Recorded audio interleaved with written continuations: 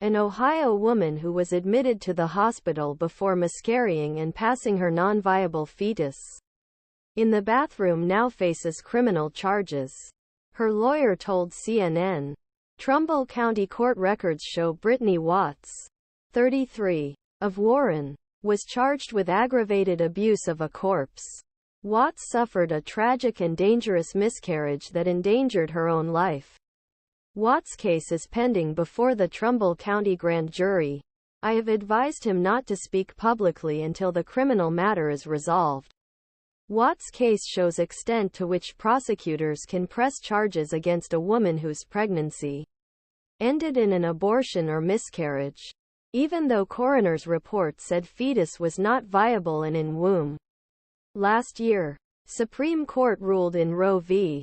Following Wade case and its decision overturning federal right to abortion. A number of state laws took effect across country imposing new restrictions or bans on abortion. In contrast, some women carrying fetuses with fetal abnormalities were banned from having abortions in their states. Other women with potentially life-threatening pregnancies are also unable to obtain abortions. Because medical exemption provisions are unclear and healthcare providers fear serious legal consequences. The charge against Watts is based on Roe v.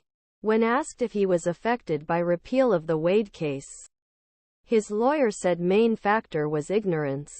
I believe this accusation stems from the lack of knowledge and/or insight men have about the realities of miscarriage and women's health in general, Timko told CNN.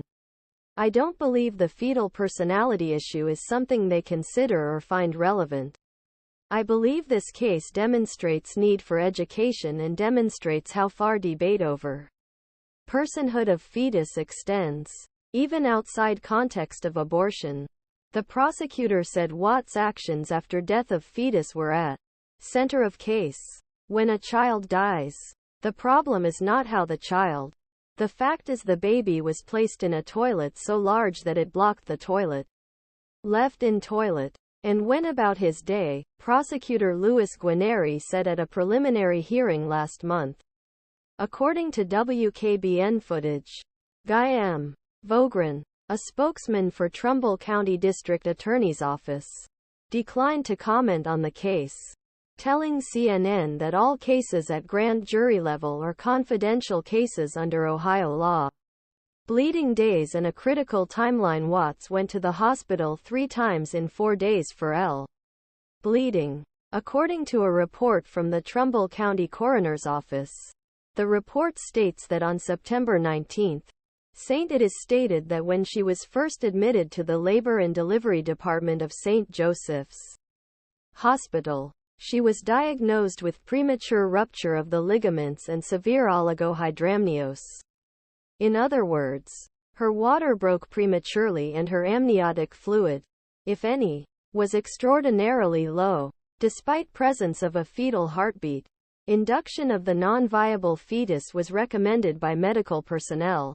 Medical examiner's office report stated.